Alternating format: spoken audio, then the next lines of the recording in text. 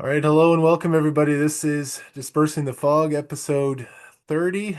Here we are on October 5th, 2025. I'm Adam Rogers here with Paul Palango. Welcome, Paul. Yes, it's Paul Palango. He's here.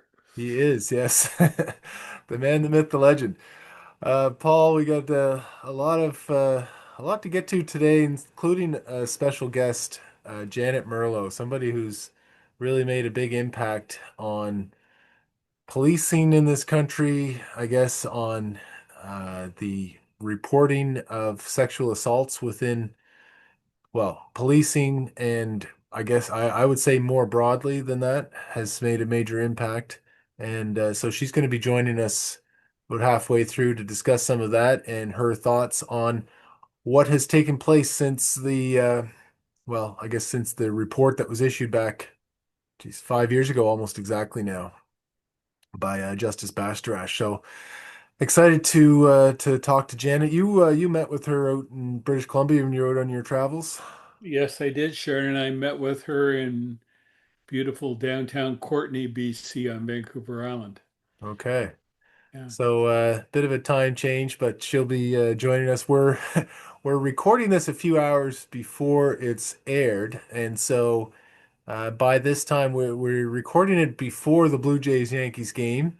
But by the time this is posted, the Blue Jays will no doubt be up 2-0 in the best of five series, having won last night. So we'll be looking forward to seeing Trey Savage pitch today. Well, by the time anybody's listened to this, it will have already happened. So hopefully it went well. Well, let's put it this way. If the Yankees manage to lose this series, they will officially, in my mind, become the Toronto Maple Leafs of Major League Baseball. Well, it's been a long time since 2009. 2009 was the last time they won, and it was like 1999 before that. Yeah, So it's they keep talking about themselves as the greatest franchise in baseball. They've won once in the last 27 years, 28 years. yeah. Yeah. But have maintained a high payroll throughout that time. Exceeded this year, I think maybe only by the Dodgers and the Mets, who didn't even make the playoffs. So, Well, it's the yeah, illusion of being loaded up with big home run hitters. yeah. You know, works really, really well during the season. Playoffs, big home run hitter teams tend not to win No, they because, don't, because pitchers focus on them and only them for a 5 game series, and they can usually figure them out. That's and then the yeah, other joke is you look at the Yankees, some of the people in their lineups are saying, look, he's having a career here. He's hit 28 home runs. He's hit 35 home runs. Well, you're in a lineup with people who all they do is hit home runs during the season. Eh, they got to pitch to somebody. yeah, You're yeah. going to That's get it. pitches. You're going to, those people get traded to another team and they try to build around them, and suddenly they don't hit any home runs anymore because they're not protected. That's how baseball works. Yeah, you're as a pitcher, you're trying to work your way through a lineup, and you get to all right. Here's the fifth, sixth, seventh best hitter on the team. All right, I'm going right after him, and that gives them pitches to hit. So, But well, I you could, understand the game. See? I could, baseball is my favorite. I could talk baseball for many hours here, but we've got more important things with, sort of working into the Janet Merlo discussion, Paul. There was another story that came out this week we'll get to in a moment about the Halifax Police Board raising concerns about the plan by the province of Nova Scotia to have the RCMP take over policing across the province. So we'll get into that. There's a controversy this week in Edmonton with an association of defense lawyers being very critical of the chief of police in Edmonton about comments that the chief made about a case there, a murder case, well, a homicide case that was a murder case. Now it's a manslaughter case, and accusations there of intimidation and all extortion and all this kind of strong language by the defense bar there, which I think was overblown. So we'll get to that. And there's a few other stories too that we may hit along the way.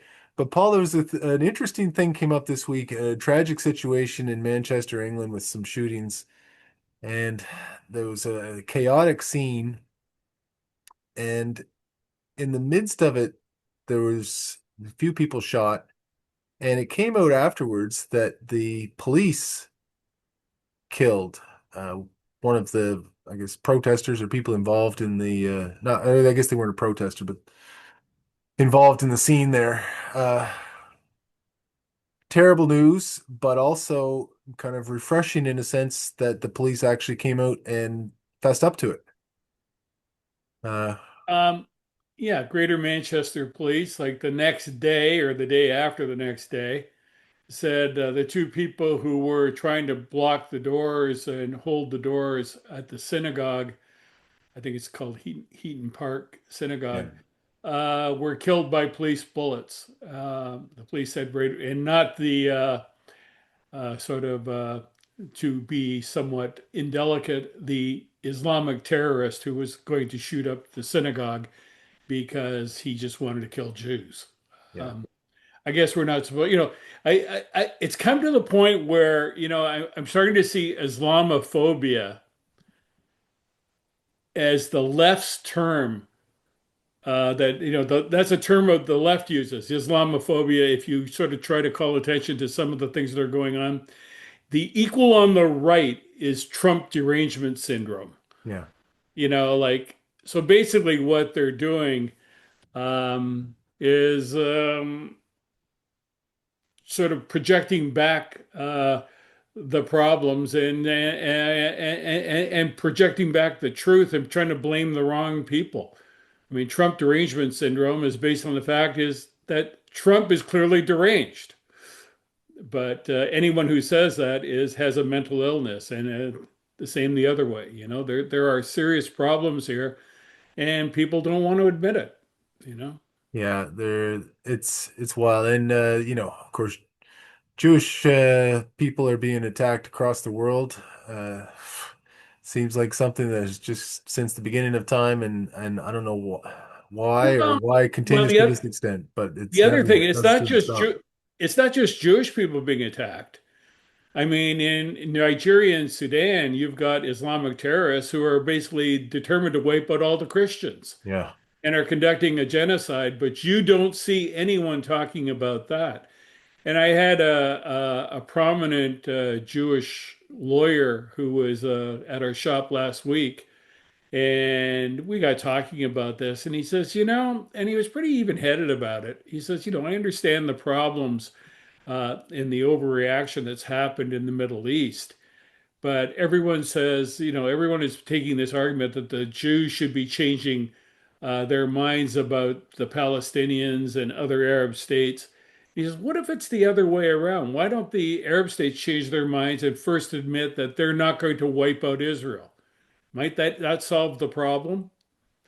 If your main yeah. politics are not we're going to destroy you and drive you into the sea, maybe there could be some common ground here, you know?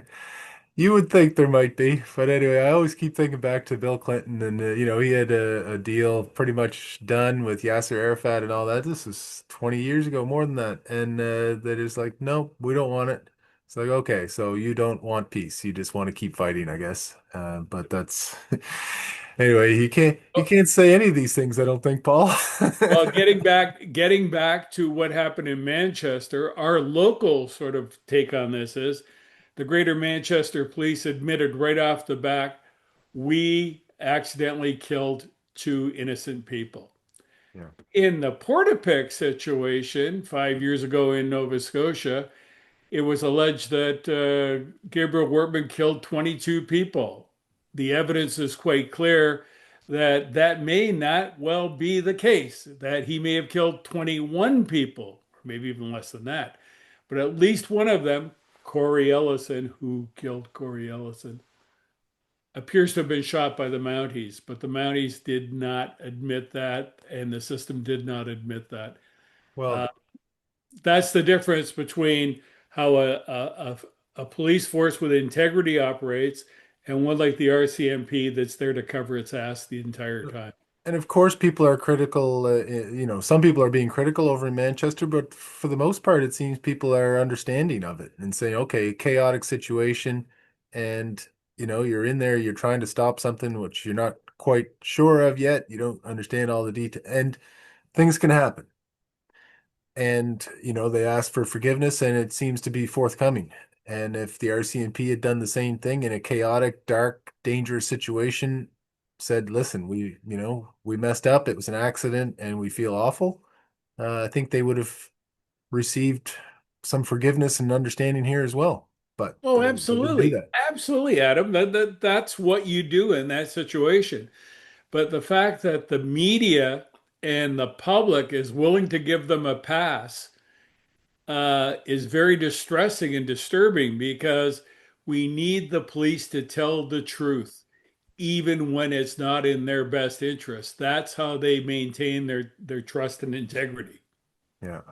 And if you try and cover things up and get caught at it, like you have in this situation, all it does is erode confidence in policing and institutions.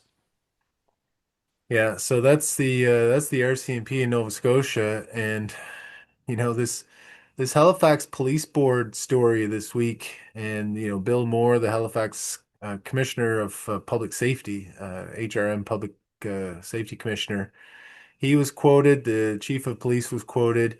The Halifax Police Board has really raised questions about the province of Nova Scotia's plan to have the RCMP take over and be the police force for Nova Scotia. There, a lot of questions about the changes, and really the biggest question is who's going to pay for all these upgrades. There's a new billing formula, which maybe not a big deal, but there's new policing standards to which all forces in the province will have to adhere, including the Halifax Regional Police, that are elevated standards.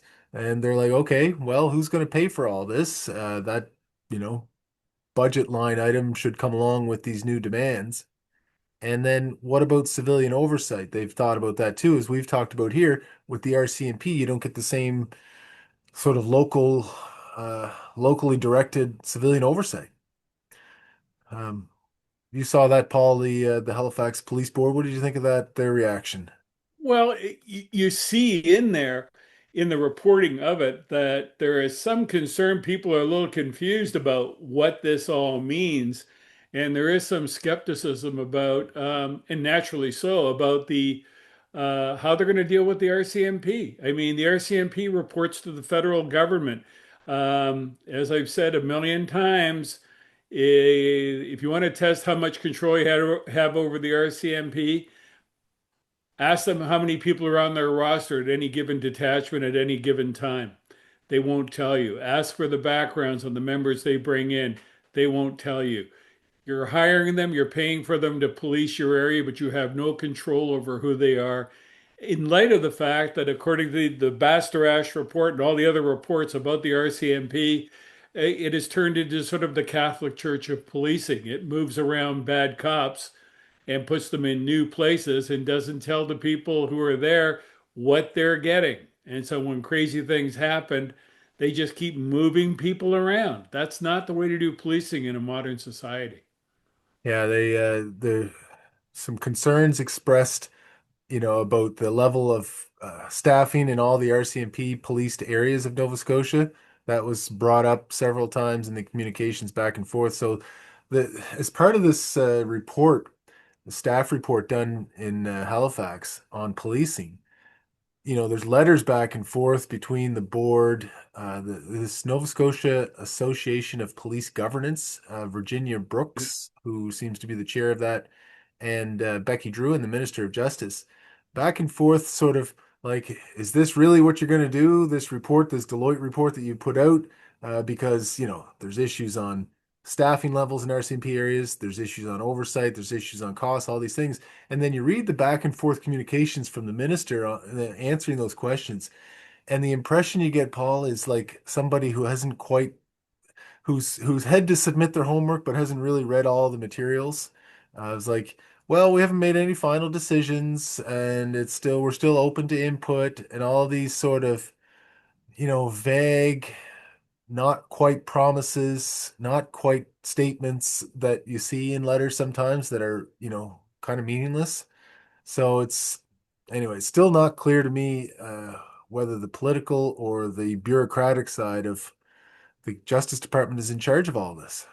Well, it's like they've made up their minds and there's some flack, and they're just going to ignore the flack because they've made up their minds that why they made up what what it was based on, what their decision was based on. We have no idea really, but once they made up their minds, they're not going to change them. That's the approach they take until they get voted out of office.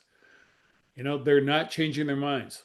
Well, and that be But they don't know what they're talking about. You're quite right. They don't know, they don't understand the issues either. So 8 days. We just had our fall sitting of the legislature in Nova Scotia, which was 8 days long, which is either a record or close to a record for how for a short legislative sitting. And didn't follow a question period, question by question these times, but didn't see any stories raised in the legislature about any of this. Curious as to why the opposition parties wouldn't be, calling on this more often. It's a justice issue, it's a vulnerability for the government, but they don't seem to be able to articulate it in the legislature. and there's no one really asking questions. I mean, nobody Yeah. paying attention. I mean, There's it is so distressing. I mean, if you wonder why the credibility, trust in the media is at a new low. I mean, a Gallup poll shows that people do not trust the media anymore. And one of the reasons they don't trust them is nothing is getting covered. I've looked at five, six big stories this week that are going on, including a murder trial that's been held essentially in secret up in Truro, and it's like there's no coverage. Like this is crazy. yeah, I heard about that. So just to close off the Halifax thing, there's this Nova Scotia Association of Police Governance, which an organization I'd never heard of before. We're reading through some of the documents. It sounds like they might have a conference coming up, Paul. So I did a little bit of digging to see, well, wouldn't that might be an interesting conference to attend. I was thinking for us to attend or for one of us. Anyway, you can't find any details on it anywhere. So if people listening, and I might check in with some police chiefs too. I mean, I think this is separate from the Police Chiefs Association of Nova Scotia. I'm not sure. It But is. if there's a conference coming up, we would consider an invitation if one is Well, the forthcoming. problem with governance, before we move on here, the problem with governance in Canada is there is no uniform governance because the RCMP has its own rules, and the municipal and provincial police in Ontario and Quebec have another set of rules. And the RCMP does not want to come under they want to run everything. But in the real world, you don't want them running everything, and that's what's happened. So you don't have a unified governance. And in Nova Scotia, they're talking about, well, we're going to have unified governance. They don't understand the RCMP will not cooperate unless there's a new RCMP out there that's going to prove me wrong. That's going to be the case. Well, we'll get into some of that with Janet when she joins us shortly about how the RCMP, whether the RCMP can change, and how, if at all, that may take place. But this case out of Truro, Paul, was is interesting. We don't know a lot about it. We know the names of the victim, Tony Walsh. We know the name of the accused, John Cook, and that's about it. It's happening in Truro. I think it wraps up soon. Well, the trial, I think, is over tomorrow, from what I Oh, understand. It's all been held under a ban on publication because of all the um, undercover agents and informants that have been involved in it. There's a Mr. Big Sting involved in it, I understand, with the controversial Mr. Big Sting. And this involves drug deals and bikers. One of the bikers who was charged in this died shortly afterwards. So it's a very big, dirty case, and we know nothing about it. well, I mean, these are the things where there should be reporting done. It's very anyway, very. It's not peculiar. But it still remains disturbing that we don't get a lot of information on these kinds of cases as they're ongoing. Anyway, I might be able to do some digging on that on Mhm. I can find out who's representing the accused and see some more about that. Interesting, Paul, just in the broad sense that there's all kinds of undercover operators apparently in the Truro area. Oh Uh, yes, yeah. yeah. So many, so much so that the trial can't be publicized because there's so many of them involved in this one case. Yeah. I'd like to find out what's going on, and hopefully on Monday, we'll be free to talk about it a little deeper. So there was another case, Paul, I was looking at this week, and I know you saw this as well out of Edmonton, and it's kind of the opposite of that of this Truro case in that here we have the police threatening to release more information on the case. And what happened? There was five people originally charged back in 2023. 8-year-old girl is a terrible case, found in a hockey bag in the back of a truck on a First Nations reserve south of Edmonton.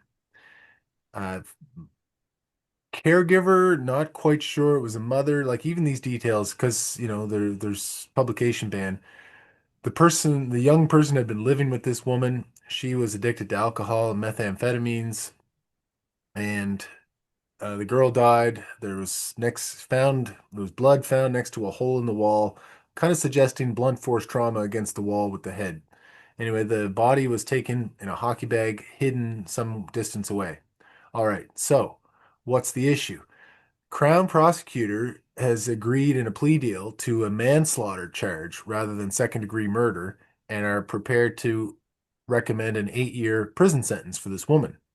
Police are very upset by this and have threatened to release more information about the case. I guess in a way to so that people will know whether justice has been done in this case first of all, the decision to go from second degree to manslaughter, and then the next part is the length of the sentence, whether that's appropriate. So I just thought it was bizarre in this case. First of all, we already know a lot of details, so what else are they going to say, I guess? But we know enough to know whether the sentence might be reasonable. It seems unusual that they would threaten to release more information here, and then that's being resisted by the Crown. And anyway, there's a lot going on there, Paul. What are your first impressions on this? Well, it's a big problem, like right across policing and the correction system in Canada. You have politics, at every turn in the justice system. And in this case, like in many cases, if someone has a indigenous background, even if it's just an ounce of indigenous background, they're given the benefit of the doubt, sweeter deals. Their upbringing is brought into is a factor in their sentencing.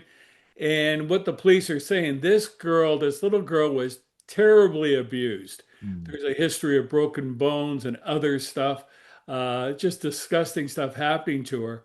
And the police obviously believe this is should be a maximum sentence for whatever happens. And the prosecutors are immediately, leaning on the politics, indigenous background, and discounting the crime, the criminality.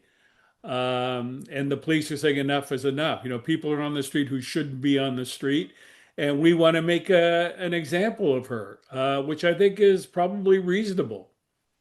Terrible crime. Like the dispute seems to be whether, okay, so the difference in second degree murder versus manslaughter.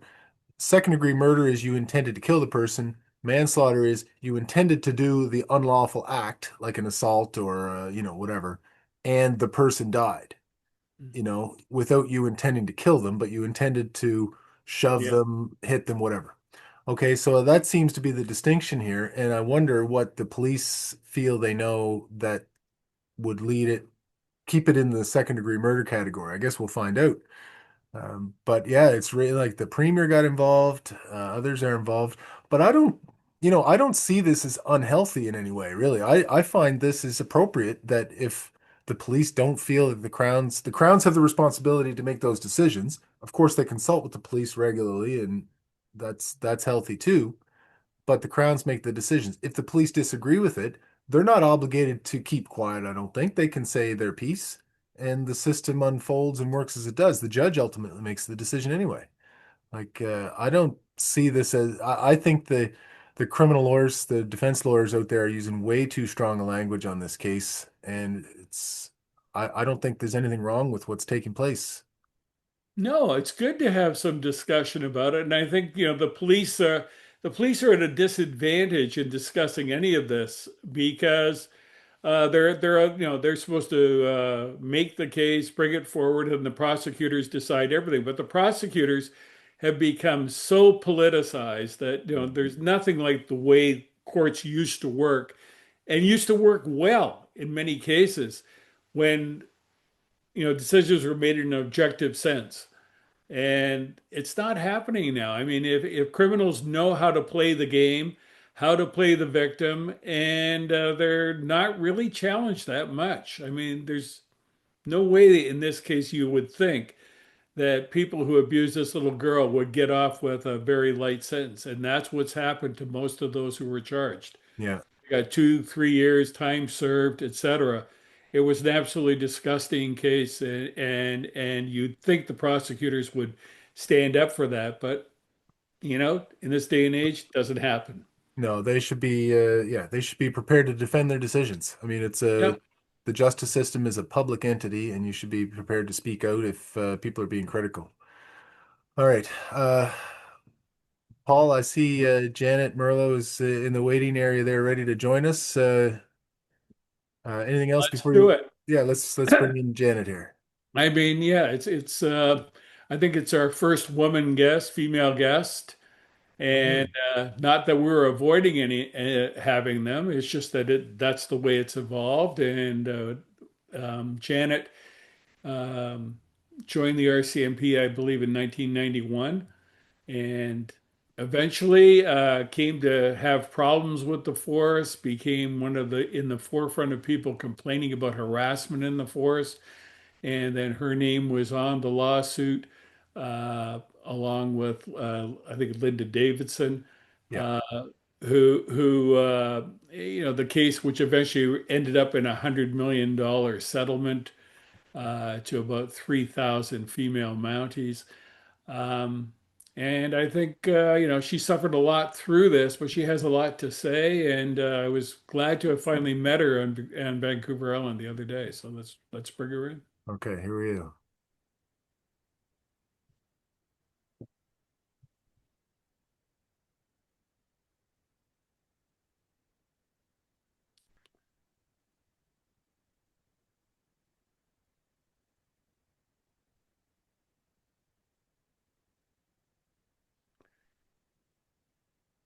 There you are. Can you hear us? I can, yeah. Good to see you. Haven't seen you in a long time. That's right. Couple of weeks. Hi, Janet. We've never met. I'm Adam. Hi, I'm the other Adam. one on Nice. the podcast here. And yeah, really glad that you're able to join us today from beautiful British Columbia. Thank you. Great to meet you. I did a little introduction. I said I think you joined the RCMP in 1991. Yeah. And tell us just briefly about what you did and how you ended up in the circumstance you ended up in. Well, I finished university in Newfoundland in 1989, and my friend really wanted to join the RCMP, but I'd really not given it a thought. Although I did criminology in university, but I thought I'd work in corrections or prisons, and I went with her one day while she wrote the entrance test, and the guy said, "Are you writing it too?" And I said, "No, no, no, I'm good." And he said, "Oh, you probably couldn't pass it anyway." So. So give me the test and away it went. And yeah, from there I started getting a little interested in it. And as we went through the application process together, I thought, well, maybe this is what's meant to happen. So I'll give it a whirl. And 1991 I got in and went through training, and away I went to Nanaimo after that. And that was ground zero for all that happened to me. So yeah, I asked for a small town in Eastern Canada and they gave me Nanaimo, and away I went. Well, that was Reminds me, it one. reminds me of my daughter when she went to on a school exchange. She was going to Australia and she was a swimmer, and she said, "I'd like to go to a place where I could swim, where there's water." And they sent her to Alice Springs in the middle of the Badlands, basically the outback. And I said, "Well, there's water there. It's in the name." So Just swim in the springs. No, I mean that's one of the things. I mean, this is in the Bastardash report too, Janet, about how, young women, young people are taken away from their support networks, their friends and their family, and moved to a new town, and that, undermines some of the support and confidence a person may have because you're in a strange environment. Absolutely. And then although Nanaimo was a big detachment at that time, they used to talk about limited duration postings, like going up north for 2 years type thing and doing those rotations. And one time I said, like Nanaimo's big, but this is a limited duration posting for me because I'm thousands of miles away from everybody. And, they didn't look at it that way, of course, but yeah, and it does, it makes that separation and between you and your family and your support people. And yeah. How soon did you start to notice problems in the RCMP? Probably my first hour at depot where I was screamed at and yelled at and told they had no place for effing newfies and we were stupid and I should just get on the plane and go home. And yeah, it was, yeah, right away. But over the course of training, like there was a lot of things in our marching and stuff where, they'd curse at 1974 and during our marching, they'd yell out, "What was the worst year in the history of the RCMP?" And we were expected to say 1974 corporal. And why was that the worst year? And we're trying to march and because that's the first year women were allowed in corporal. And there was all that kind of stuff right then. And then once I got to Nanaimo, there was all the stuff, all the rest of it that happened, you know. You think they would have grown out of it by, from 1974 on to like you're like 20 years later, basically. Yeah, and I can understand the yelling and the screaming. You got to get used to it. You got to get used to people being mad in your face and calling you names. And I get that desensitizing process, but to make it crippling insults about just being a woman or female, and that hurt beyond what needed to be done as far as we were concerned. And 1991 wasn't 1891 either. I mean, there was lots going on in society and changes taking place in culture and all that stuff too. It seems bizarre that an organization would actually officially kind of allow those chants to take place in any setting. Yeah, and Yeah. and therein lies the problem. Not only have those chants continued, but it's louder than ever because through the course of all of this, nobody's ever been held accountable. So they're more emboldened than ever. So we hear from people that are just in crisis and they're at their wits' end and they're suicidal and there's nowhere to go and no one to tell and no one to advocate for them because the union is useless as the force itself. So yeah. Yeah, you see the report and everything is like, oh, okay, and reported it up to the next level, who did nothing, and reported up to the next level, who did nothing. And you see those reports throughout, right? Yeah. And Yeah. the Um, intimidation is subtle. You don't speak out because if I say something, oh, I got 2 weeks booked on holidays, they're going to cancel that. Sure enough. And then, well, I better not say any more because I want a course that's coming up and I won't get that course if I speak up. And sure enough, I spoke up and guess who got no courses after that? And the punishment is it's kind of indirect at first, but then you can see the punitive nature of it. And then when I made it public in the memo, then I got transferred. Like that was, yeah, it just amped up when the when did you retaliation. when did you do that memo? Probably 2009, because I had spoken up about the harassment. And then I went off, I had surgery, I had a cancer scare and had some tumors removed. And it was during that time that they were trying to force me to move to Surrey, which is not far from Nanaimo, but it's a ferry ride and need for an extra accommodation. So I would have to go over there, leave my husband and kids, and keep a second home. And they knew I would never do that. They knew that I would probably quit before that. So So I wrote the commissioner, I wrote Bill Elliott at the time, and then I wrote the next commissioner, and yeah, it just because I felt the transfer was punitive because I had spoken up, and yeah. And then my doctor recommended medical leave, said it was just too stressful to ever go back to, that it was because she knew I had been telling her over the course of the years what had been happening. So yeah, she was more than familiar with what I was going through, and it was just enough. It was enough. Go ahead, Andrew. Adam. No, I was just thinking of Nanaimo. I haven't spent much time there, but I remember going through the town and thinking nobody in here is wearing shoes. Nobody was wearing dress shoes or dress clothes. Everybody was very, very granola, very chilled out, all those things. It seems like just at a glance that it would be kind of an easy place to police. Uh, but is that way off, Janet, or what's the reality? You know what? Nanaimo's a beautiful city. In fact, I left it in 2012, went back to Newfoundland, and I've made my way back here. So I have good friends and good support in Nanaimo, and the people of Nanaimo have been wonderful. I never had a problem policing in Nanaimo. The problem was at 303 Prideaux Street at the RCMP detachment. That's where, the rest of it was just regular policing. And yeah, I've got some crazy stories to tell and things that I've been part of. But yeah, no, policing was fine.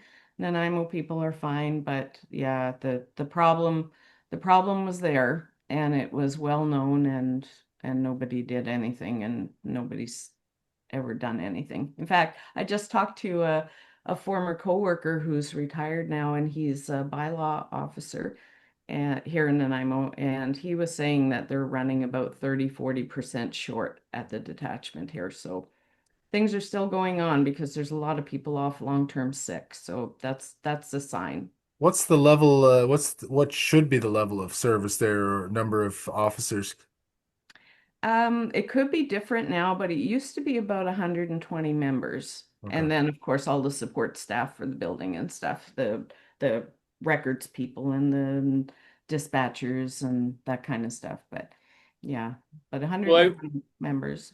yeah, I'm getting reports from various detachments across, especially across the West, where they're supposed to have maybe 12, 16 on a shift, and there's four, five, Yes. you know, Yeah. constantly, consistently. And these communities are rehiring the Mounties. They don't want to kick them out. They think I, they're getting a deal.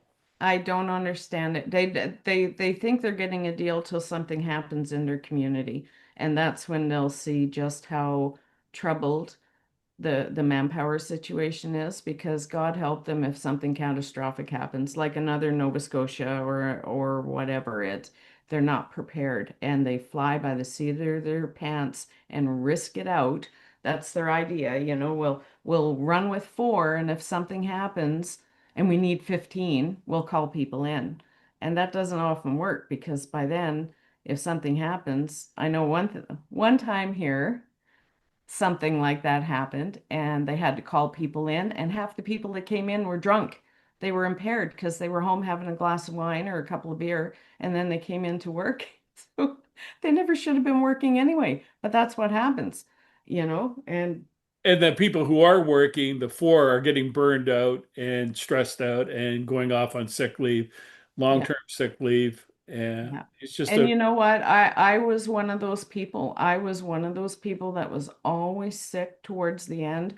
I would get up in the morning, and the thought of going into work, I would be throwing up at home. And my hair, yeah, just going into the office would make, that was my body's reaction to going to work. I would just get physically ill, so I couldn't eat before I went in for my 12-hour shift because I'd puke it as soon as I went into the police station. But yeah, and I felt terrible. I was off sick, so stressed out and at the brink of everything falling apart. And I knew that my watchmates were picking up the slack for me because I wasn't there, and that played on my conscience and my mind more than you'll ever know. Janet, we've read some of the Bastardash report and some of the stories and the history of it. Paul is very aware. The listeners may not be, and I don't want to put you on the spot too much about all of this because it's difficult material, of course. But if there's a version of it that you can pass on to our listeners, of just describing what was taking place, what was, you observed or experienced, and what was happening when things were getting reported, or why they weren't getting reported. I guess I'll just leave it to you I guess, tell a bit of the story. Okay, well, I'll give an example of going into work. So I go into work and you go in a little bit early and gear up and go to get your stuff, and you had to be upstairs at in the lunchroom for a briefing 15 minutes before your shift. So you usually go in early and get ready. But the tasers were in the office of the watch commander, and that was your boss for the shift. So there you go in, have your briefing with them about what happened during the day or what might happen during the night if they got tips. And then you get your gear and get in your car and go. Well, I was just telling someone that if the girls didn't put your bulletproof vest on before you went into the watch commander's office to sign out the taser, while you were signing out the taser, you had someone trying to grab your chest, trying to grab it. So you put your bulletproof vest on before you went in to get your taser, because otherwise they grab you. And it was things like that that it was just so pervasive all the time. If you went to an accident at night and got your uniform dirty or something happened, you had to go back to the office to shower. The guys went back to the office to shower and clean up and put on a clean uniform, but we didn't dare shower at the police station during the night because God knows who'd come in if the other girl on the watch got called out and there was no one to watch your back or watch the door. And so you could be in showering to gear up to go back out taking calls, and you didn't know who was going to come in that change room. So just the environment that you're working in. There was one girl that refused to whatever with a guy when his wife was away on a course, and he found her. She used to go down the back stairwell at the police station and out a door where she'd have a smoke in the middle of the night on her break. And she was a support staff worker at the police station. Well, he found her in that back stairwell one night and handcuffed her. And he said, I'm going to leave you there for a little bit now and think of why you turned me down. And maybe when I come back, you'll have changed your mind. So he left. And there she was, handcuffed in this back stairwell that nobody used during the night because all the regular staff were away. And she was there for 4 hours before he came back and released her. So she was like, what if there was a fire? What if there was an earthquake? How would they ever have explained somebody handcuffed to a railing? So that's what was happening in house. So then I complained about an incident that happened to me, and that's when I was labeled the effing woman with a big mouth, and away it went from there. So there was 100, and at the end of the Bastarash report, we launched a lawsuit in 2012, and there was about 6 or 8 of us who just came together after Catherine Galliford's interview where she told about all the stuff she had endured. And then we all found each other and we rallied and went to a lawyer, and that's when the idea of a civil lawsuit started. So we started with about 25, and when the lawsuit was done in 2016 and the settlement was reached, at the end of it all, we had 3,200 women come forward. Yeah. So we thought there was 10 or 15 of us who've been through hell, but there was 3,200, one of four of every woman who had ever worked for the RCMP, whether they were police officers, dispatchers, support staff, radio people, or records people. And Bastarash's final report was Bastarash was named as the retired chief justice that was going to adjudicate. So once the settlement was reached, then each of us who had come forward had to put in a claim package, a submission package, and that was reviewed. And then depending on the level of the abuse that you'd endured, you would interview with the Justice Bastarash. So yeah, I had my interview with him in Toronto, and yeah, he in his final report, then after he had done all the adjudications for the lawsuit, then he wrote a report on it. And that report, he documented 130 confirmed rapes that he had confirmed through the interviews that he'd had with the women. So there's 130 rapists in the RCMP. Actually, 129, because I know one who raped two women. So there's one that's done it twice for sure. So yeah, so 130 rapes, all the sexual assaults, the stalking, the threats, everything was reported. And yeah, the report I got it as I read through it, and the tears were just dripping from my face, and it's over on my shelf there, and it doesn't even close properly anymore because the pages have been wet from my tears. Oh my And goodness. Yeah. everyone in Uh, Canada needs to read that report. Everyone in Canada needs to, every woman, every mother, every sister, everybody needs to read that report. every politician Yeah. It's a Yeah, they don't. and person in police services. Two questions. Nobody was ever charged with any of these things or held accountable. And the feeling about some people that I deal with is, oh well, Janet Merlo, she ran that thing. She made millions of dollars on that. No, I was adjudicated just like everybody else, and I was scored according to the scale from 1 to 6. It was 1 to 6, and it was up to women to either they could disclose that they had been part of the lawsuit or not. They could remain confidential. They were free to say whatever they wanted to, but yeah, I was a level 6, and you can read what that entails yeah. in the categories. And I was compensated as a level 6, just like everybody else. So no, there was, and I would have never taken 5 cents more than any one of the other 3,200, because we were all in this together.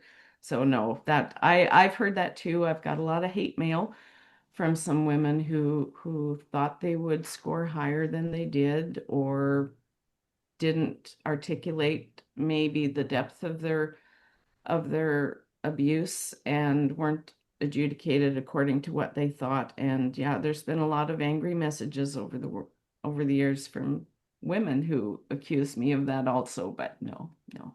That's a delicate situation, though, Janet. I was involved in the Diocese of Antigonish claims way back, and you have to have a scale and a chart, and people fit in, and it's a crude instrument in some ways, but it's the only way to really do it.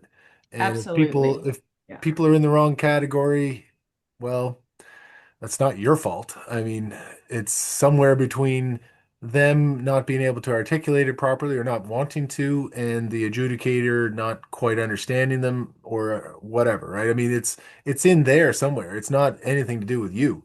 Right. I think what some women thought, they were police officers, so they'd done up charges for criminal court for years, and we knew the process. We knew exactly how to do these compensation packages or these claims, but when it's personal and emotions get in and hurt and trauma interferes, sometimes you don't articulate as clearly as you need to. And I think for some of the women who might have done their submission packages themselves and not had a lawyer Yeah. word it for them, and take that emotion away from it, and make it more of a emotionless, you know. Yeah, it's terrible, but you have to be a little clinical about it too. But the Yeah.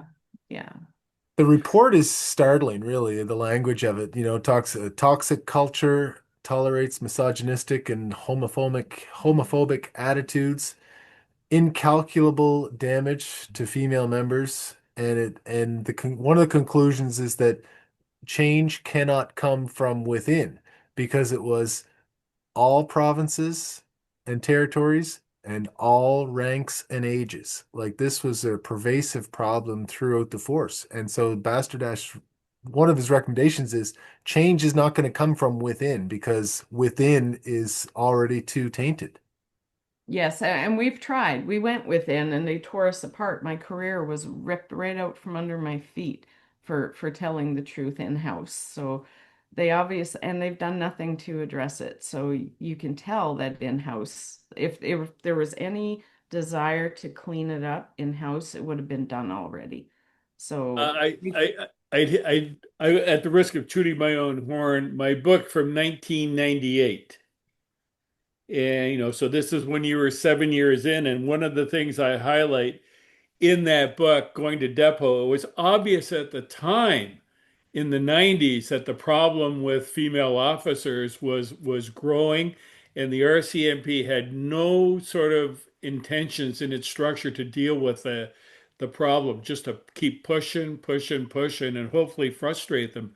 And one of the things I did was focus on a recruit named Diane Cockle, who was a former chief archaeologist of Saskatchewan, who joined the RCMP, and then she got sent out to Quesnel, Williams Lake in BC, had problems there. Uh, as I understand it, with some of the male staff, got moved over to Squamish area, ended up in a bar fight in 1999 and got her face cut up. And now she's a chief forensics officer. She's gone the other way off the street. But in the book, I have former Assistant Commissioner Mike Tivierge and others talking about how the RCMP was abusing women at that time. And, they abusing them, not taking care about how they were treated, how they could be an asset in the force, but were not being used as an asset, and just thrown onto the streets to do sort of, as I say, with this bar fight. End up in a bar fight where you're not physically capable of doing that job. Does that sort of reflect your career, or does it speak to anything that you knew? Oh, yeah, for sure. I knew a few women who have recounted calls that they were one in particular, a friend of mine, she was being harassed and having a rough time. That was in the 90s, and they got called to a domestic dispute, and her partner, who wasn't very happy with her because she hadn't complied to his requests, went the scenic route, we'll say, to the call, and she got seriously stabbed at a domestic because she got there and she was waiting and waiting and waiting. And of course, they take their time backing you up when you've made a complaint about them. So he was taking his time getting there. So she had to go in because someone was getting hurt inside and she ended up getting stabbed, and he never did show up, or he showed up after it was all over. And then she got in trouble for going into the domestic without backup. So she's like, how was I to explain to the people who called next door that I arrived there and I sit in my car for what, 10 minutes, 15 minutes till he finally decides to show up, back me up. She said, I couldn't do that. There was a woman getting beaten up in there. So I went in and, and then yeah, her career was done, and she was stabbed, and her career was done. That So so the getting down to the RCMP and the government, you'll constantly see talk about we want to get 50% of the force to be female officers. Right now, what is it? 21, something like 21, yeah. 21.6, 21, something like that. And it's never really been much higher than that. Maybe in the early days they might have got up to 23 or 24. So why is that? If there's no women want to be police officers, what's going on?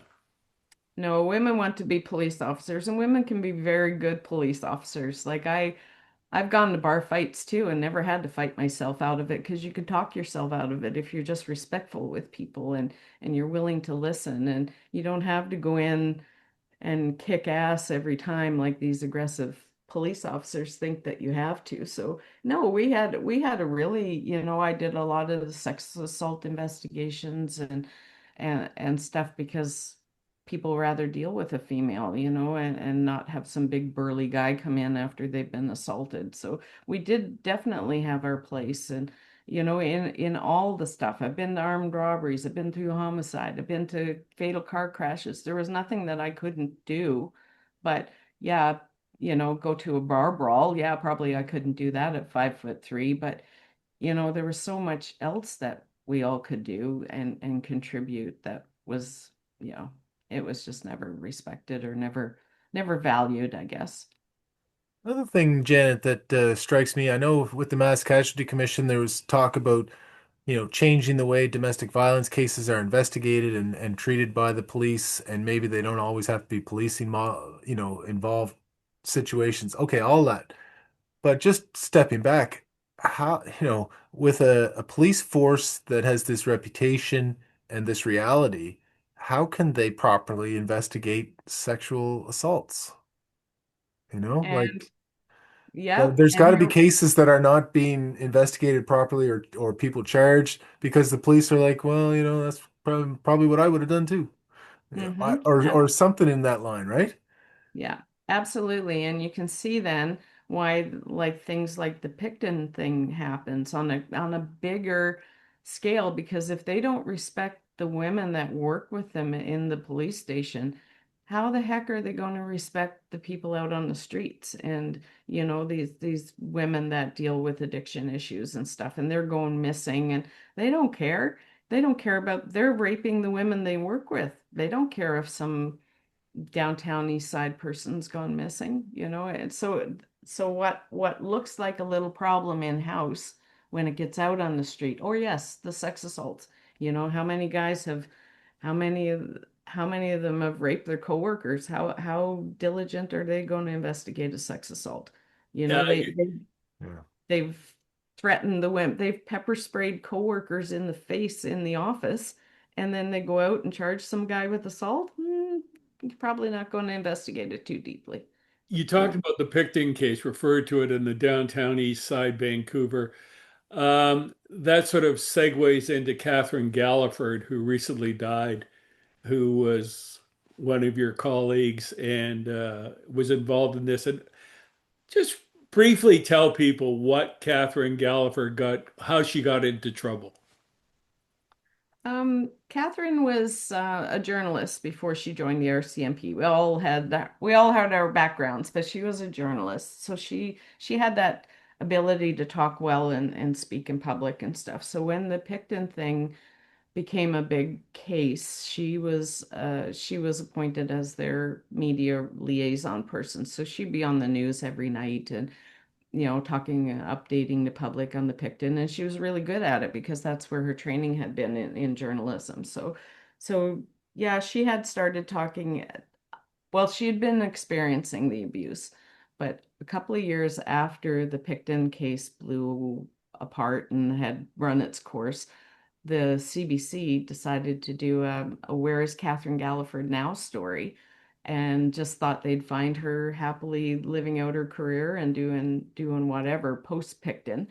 And then that's when she did the interview with Natalie Clancy, where she was just so thin and she had her ball hat on and she was talking about all the abuse that she'd and it totally turned for them because they thought they were going to do a happy Where's Catherine Now story, and it turned out to be anything but. And it was Catherine's story that encouraged me to speak up, because I wrote to Natalie Clancy after seeing Catherine on TV and said that her story was my story, and she wrote back and said, Janet, I've heard from 150 female members today across Canada. This is huge. So yeah, so Catherine did that, and then, as of course, once she did that interview, then any targets that were on her back were amplified after that, and yeah, everything came crashing down for her not long after that. We we've got a few minutes left here, Janet. I wanted to sort of think about a couple of things. One is, we have this police review recommendation in Nova Scotia recommending the RCMP kind of take over as the policing entity. You know, I guess broadly, what do you think of that? What do you think there's hope for the RCMP as a policing entity, or does it have to? does there have to be a new start? And then just what else are you up to these days? So it's kind of what are you thinking about or working on or dealing with yourself? Well, as far as the RCMP goes, I think it can be saved. And I worked with so many good guys, and the RCMP has thousands of good members. It's just that they're frontline and they have no power to change anything because all the rot in that organization's at the top. And if you want to get up to the top, you have to comply and concur with management in order to get those promotions. So if if they were to end that promotional system, they could fix the RCMP today, but they've got it so that their little empire and only so many are let in at the top. And in order to get in there, you have to forsake everything you believed in to get into that little group. And they hold the key. And the public safety minister holds the key, and the prime minister holds the key, and we write them all the time, and nobody cares to change it. So I think they think it's cheaper to pay out lawsuits than it is to clean it up. But they could. They could clean it up. They could get rid of that old antiquated promotional system and let the good potential leaders in the force rise up the ranks and get to the top and make the changes necessary. But if you say now, if I get promoted, I'm going to change something, you don't get promoted. So Yeah. it's yes, sir, yes, sir. I love the way you're doing it, sir. And they get promoted, and that's how it sustains itself because nobody will cut the head off the snake. And that's what needs to be done. After the settlement, this may go to the help answer Adam's question, what are you doing now? After the settlement, certain promises were made. I understand that the government of the RCMP has reneged on many of those promises. Is that true? Is it going anywhere, or is there any legs to this? Well, and that's what I'm doing. 10 years, almost 10 years after the settlement of this, we hear consistently about the RCMP, like retired members forming company investigation companies, getting on the government procurement list, and now they're investigating harassment for the Independent Center for Harassment Resolution that was created as a result of our lawsuit. And the what happened in Nova Scotia, they created this ICHR that was supposed to investigate all the internal misconduct and harassment independently, but they've formed a company now and they're on the procurement list, so they're investigating themselves. Are there any of those rapists in that group? Could be. Are there any harassers? Could be. No one was held accountable. So 10 years later, we have formed a little nonprofit, survivor based advocacy group, and we write letters, and we're still trying. Last year Bill C-20 was passed. It was one of the last bills passed in Parliament before they prorogued Parliament, and there's been nothing done with it. It passed royal assent and was to create a new independent commission that would be truly independent of the RCMP for this kind of stuff. And the bill was passed, and there's been nothing, crickets. So once a bill is passed, it becomes law, but no one's created this commission. There's been nothing. So I don't know. I don't know. So we're still advocating. I'm every day, I'm still almost weekly getting complaints or disclosures from people, and so we listen to them and we write MPs and we beg them to intervene and help and do something, but the government is not interested. So yeah, all this advocacy and nothing's changed. So I don't know where we go from here other than starting to put it out there and name names and name crimes. And when we find out about it, we just throw it out to the public and let the public start And getting. that's why we want to have you back again, Yeah. because this is not the end of the story. I'm happy that people finally get to meet you in our little world. Yeah. And what do you think, Adam? I No, mean, yeah, because Janet, your name's come up a few times in previous episodes, and this is a topic that I think is hugely important. And these reports, they come out sometimes to fanfare, and then other than the work that you're doing on a daily basis, a lot of the time, the public moves on. So I think it's incumbent upon us to keep drawing attention to this, and thrilled that you're doing so. And yeah, it'd be great to have you back on if you don't mind. Thanks. Yeah, I just want to add, like beyond the financial compensation in our settlement claim, there was several change initiatives that they signed into that settlement, promising change, and it's those things that they've reneged on, and I can or failed to comply with, or failed to even put any focus on. So we've asked our lawyers to take the government back to court and breach them on failing to comply to the conditions of our class action. So that's kind of where we're at now, and we're trying to entice the lawyers to take it on, because we've got all the evidence. We've got, oh, the evidence I have.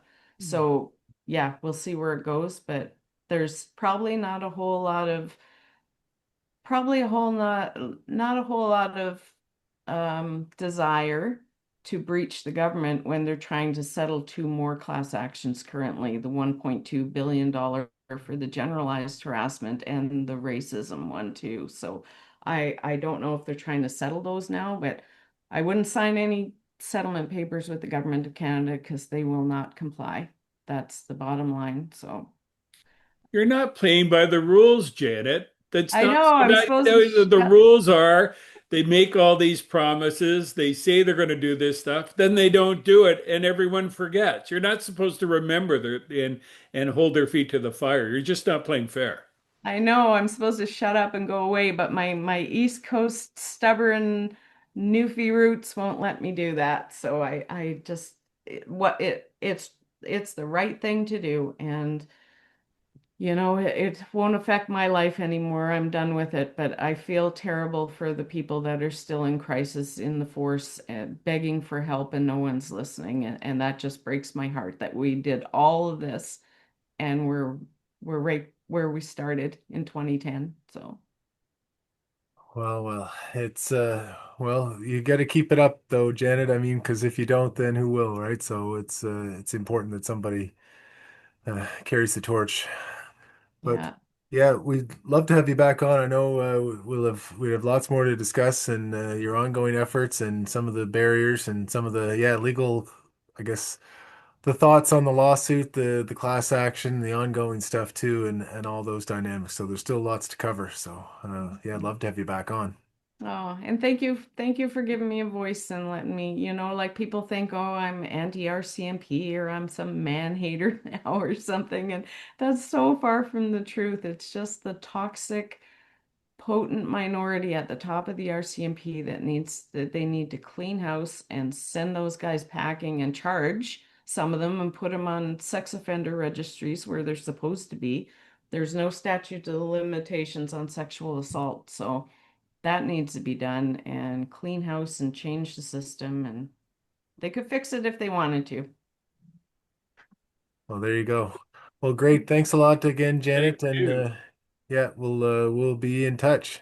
Awesome. Thank you. Thank you so much.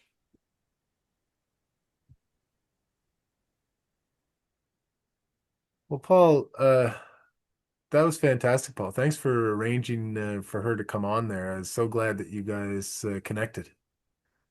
Well, it took me about 5 years to sort of earn her trust. And, you know, Sharon and I met with her. Sharon and her hit it off very well. She's a pleasant person to be with.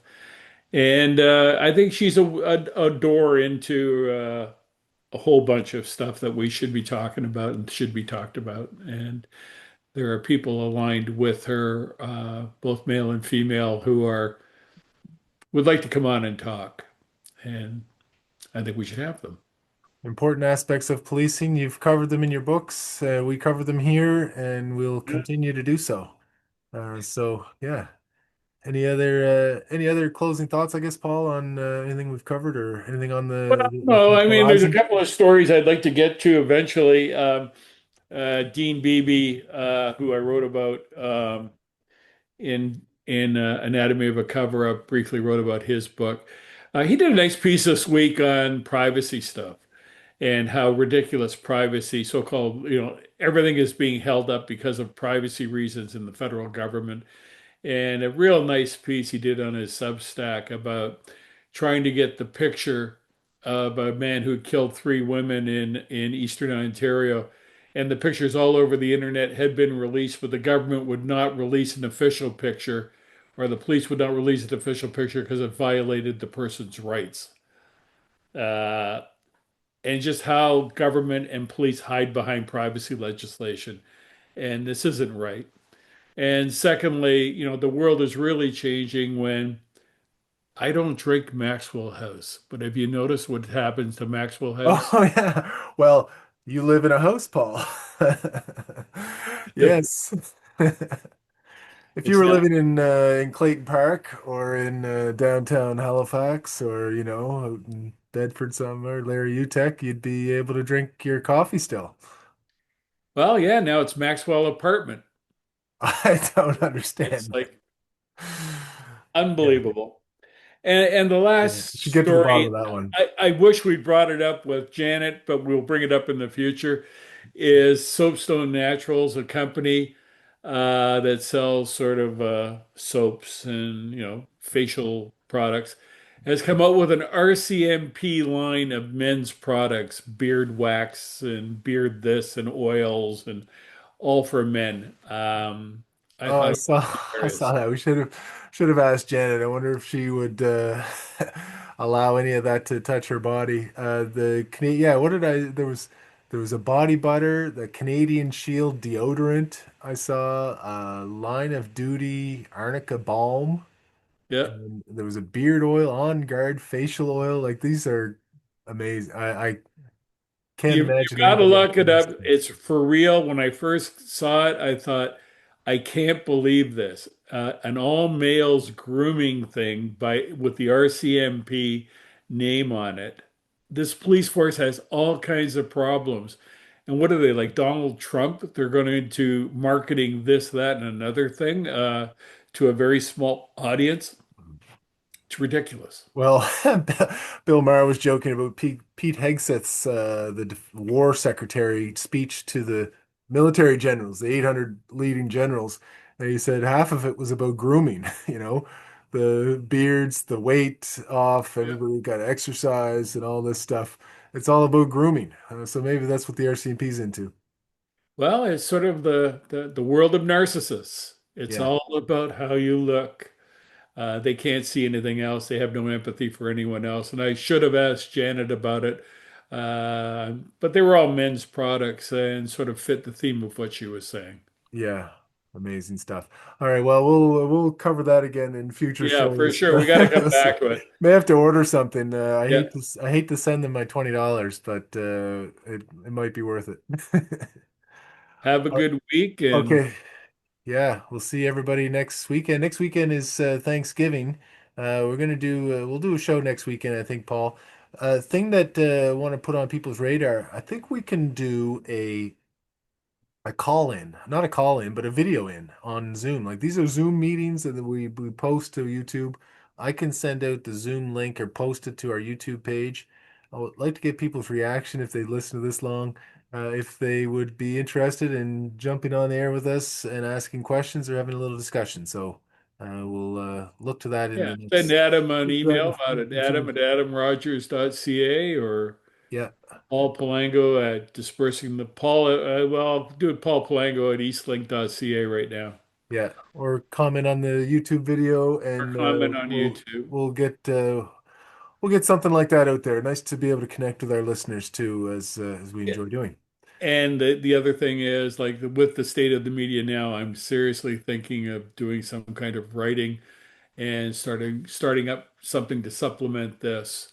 Either maybe both of us can get involved, but I'm exploring how to do that because it's a sort of a big undertaking, but there's so much to talk about and should be discussed, and it's not being discussed, and somebody's got to do it. So Somebody's got to do it, Paul. That's the why not me and responsibility. you? Okay, All right. All right. that's Well, it. all right. Thanks everybody for watching and listening, and we'll see you next time.